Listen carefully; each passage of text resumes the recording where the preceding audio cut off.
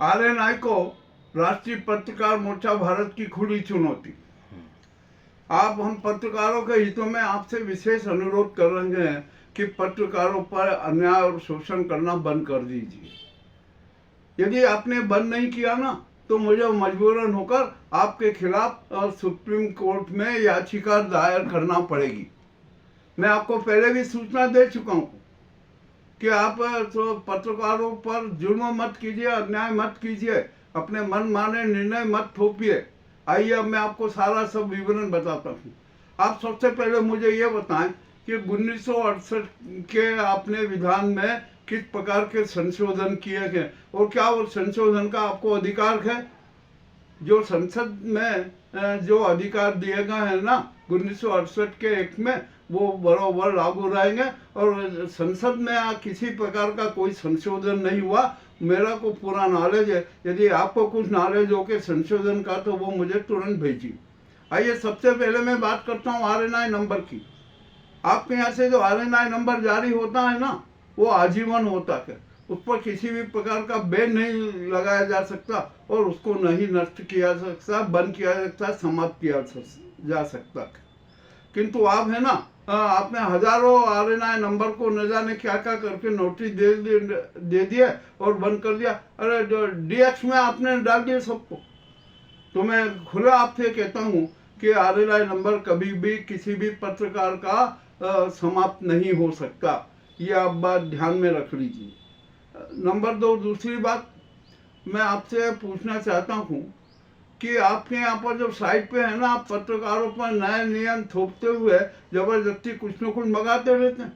आपकी साइट नहीं खुलती है, कितने पत्रकार वो रह जाते हैं और आप विवरणिका न भेजने के अपराध में उन पर 500 और 1000 रुपया दंड की बात कर देते हैं। अरे आप पत्रकारों को कौन सी सुविधा देते हैं, कौन सा आप उनको मेहनताना देते हैं जो आप उन पर दंड लगा रहे हैं। कोई आपके नौकर थोड़ी है वो तो समाज सेवी, समाज सेवा करते हैं। उनका ये दायित्व है कि वे समाज सेवा करें और अपने स्वैच्छिक रूप से, उनको किसी को कोई आमंत्रित नहीं करता है, वे स्वेच्छा से ही समाज सेवा करते हैं और आप उनको दंडित करते हो, यह आपका गलत कृत्य है। अब तीसरी बात आती है, मैं आपसे कहता हूँ, आपने जो वो पुराने फॉर्मेट में आरएनआई नंबर जारी किए थे ना, ये आपको पता है। और आपने अब क्या है, बीच में एक नया नियम लागू कर दिया कि नया फॉर्मेट बना दिया आरएनआई नंबर का। तो अब मैं आपसे यही पूछना चाहता हूँ कि जितने भी आपके डीएक्स में आरएनआई नंबर हैं या जो वर्तमान के नंबर है ना, उन पर भी आप कीजिए, उनको भी आरएनआई नंबर जो नए फॉर्मेट का तुरंत भेजिए। यदि आपने नहीं भेजा ना तो ये भी आपका दुराचरण माना जाएगा। मैं आपसे एक बात करता हूँ, मैं खुद थीम का हूँ।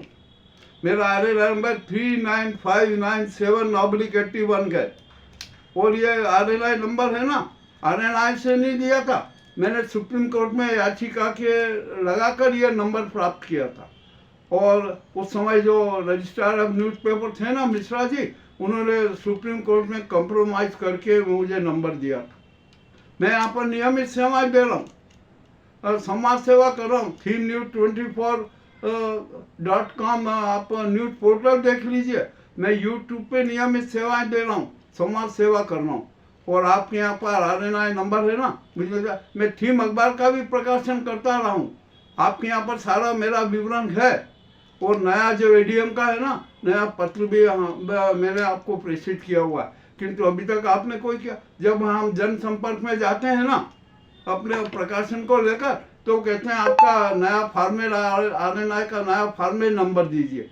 यदि आरएनआई का नया फॉर्मेट का नंबर नहीं है ना तो हम आपके प्रकाशन स्वीकार नहीं करेंगे। ये भी यहाँ पर जनसंपर्क कार्यालय में हो रहा है और आपने नए नियम थोप दिए। अरे पीडीएफ भेजिए, वहाँ पर ये जमा कराइए, वो कराइए, ये कराइए। आखिरकार आप पत्रकारों को कौन सा मेहनताना देते हैं। तो आपको इसमें भी आपको सुधार करना पड़ेगा। और आपकी जो साइट खुलती नहीं है और पत्रकार यदि है ना विवरणिका हार्ड पेपर पर भेजता है तो वह भी आपको अनिवार्य रूप से स्वीकार करना होगी। ये ऑनलाइन वायलिन का चक्कर छोड़ दीजिए, ये हमें पसंद नहीं है। और ये आपने जो मनमाने निर्णय थोपे हैं ना, ये भी आप बंद कर दीजिए। तो सीधा सच्चा मेरा एक ही कहना पड़ता है कि जो जिनके आरएनआई नंबर है ना, उनको नए फॉर्मेट का आरएनआई नंबर वाला प्रमाण पत्र तुरंत भेज दीजिए। और नंबर 2, मैं तो अपना थीम का कहता हूँ, ये नया आपने जो फॉर्मेट मुझे नहीं भेजा ना, जिसके कारण मैं 6 माह से अखबार का प्रकाशन नहीं कर पा रहा हूँ। जनसंपर्क में गया तो उन्होंने लेने से इनकार कर दिया। तो इसके लिए दोषी कौन, आप है या मैं हूँ? यह व्यवस्था आपकी है ना। तो मेरा आपसे बार बार अनुरोध है, और आपको ये मैं खुली चुनौती दे रहा हूँ कि आप है ना, कृपया मेरे को, मुझे ही नहीं, जितने भी आरएनआई नंबर है ना, सबको नए फॉर्मेट वाला आरएनआई प्रमाण पत्र तुरंत भेज दीजिए। और मैं तो हार्ड पेपर पे विवरणिका भेजता आया हूँ। आपके यहाँ कहो तो रिकॉर्ड है, मैं आपको सारा रिकॉर्ड बता दूंगा, मेरे पास में है सारा रिकॉर्ड। और आपने स्वीकृत किया और मुझे नहीं दिया, तो मेरी जो समाज सेवा का है ना, आपने बाधित करने का प्रयास किया, मुझे रोकने का प्रयास किया, ताकि मैं प्रकाशन न कर सकूं। और आपसे मेरे ये स्पष्ट चुनौती है और मेरा खुला चैलेंज भी है कि आप मेरा आरएनआई का नया फॉर्मेट का सर्टिफिकेट भेजिए। मेरा ही नहीं, और जितने भी पत्रकार हैं हमारे साथी, सबका आरएनआई का नंबर का नए फॉर्मेट का जो प्रमाण पत्र तुरंत भेजिए। और यदि आपने नहीं भेजा ना, तो मैं डरने वाला नहीं हूँ। मैं तो समाज सेवा अनेक माध्यमों से कर ही रहा हूँ, और अखबार के माध्यम से भी करूँगा, मगर मैं आपके खिलाफ सुप्रीम कोर्ट में याचिका दायर करूँगा। मैं आपको 15 दिन का समय दे रहा हूँ। 15 दिन में आप तुरंत निर्णय कर लीजिए। और हमारे जो हम पत्रकार साथी हैं ना, उनसे भी मेरा अनुरोध है कि जो आरएनआई नए नियम थोपना है ना, आप उसको सहज स्वीकार कर लेते हैं, ये आपकी कमजोरी है।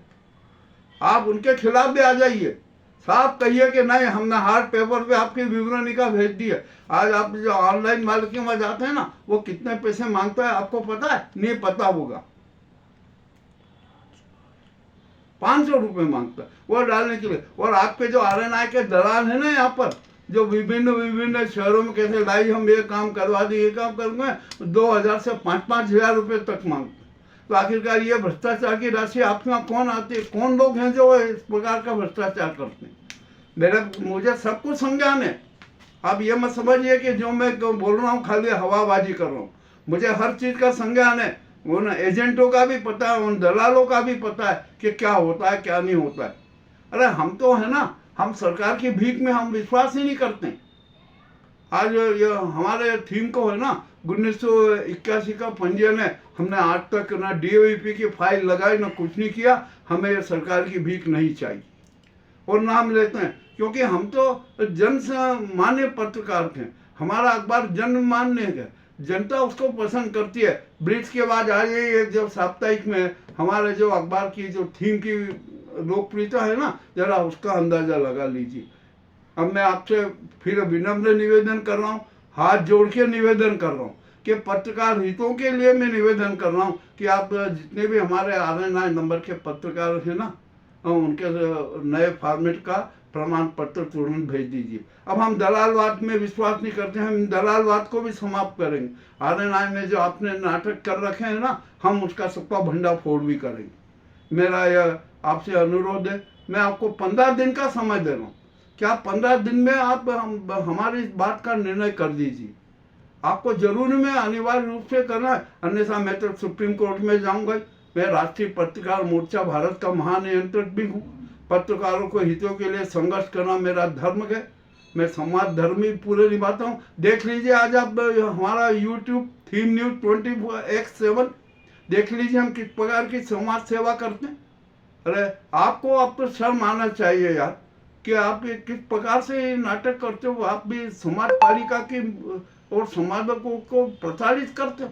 ये आपका प्रसारण आप बंद कर दीजिए। अब कोई भी पत्रकार प्रताड़ित नहीं होगा। उसके हितों की रक्षा के लिए हम खड़े, हम उसकी रक्षा दीवार बन कर खड़े। अब आपको ये मैं इससे ज़्यादा कुछ नहीं खींचता। और यदि आपको जो है ना, तो आप फिर हम न्यायालय में निपटेंगे। न्यायालय में आपसे पूछेंगे कि आपने ऐसा क्यों किया, ये किया, और आप हमें सारे डॉक्यूमेंट उपलब्ध कराइए। 1968 में आपने कौन से संशोधन किए वो मुझे बताइए। वो आप नहीं बता पाएंगे, मैं जानता हूँ, क्योंकि संशोधन हुए ही नहीं तो आप क्या बताएंगे। मुझे भी सारा इतना भी संज्ञान है। तो आप और कभी हमारे जो पूर्व रजिस्ट्रार मिश्रा जी यदि संसार में मौजूद हो ना, तो उनसे भी आप संपर्क कर लीजिए कि केसी यादव से बात करना कैसा क्या है। मैं उनसे कैसे बात करूं, और जो बात करते हैं वो कभी स्वार्थ की नहीं करते हैं, वो पत्रकारों के हितों की लड़ाई लड़ते हैं, उनकी बात करते हैं। ये मेरा कठोर निर्णय है, ये मेरी कठोर प्रस्तुति है। निश्चय आपको बुरा लगेगा, आप इसको अपना अपमान समझेंगे, परंतु ये अपमान नहीं है, ये तो हमारी जन कल्याण नीति के तहत हमारी बात है, हमारा प्रस्ताव है, हमारा सुझाव है। हम आपसे विनम्र निवेदन करते हैं कि कृपया पत्रकारों के हितों में कदम उठाइए। बहुत बहुत धन्यवाद।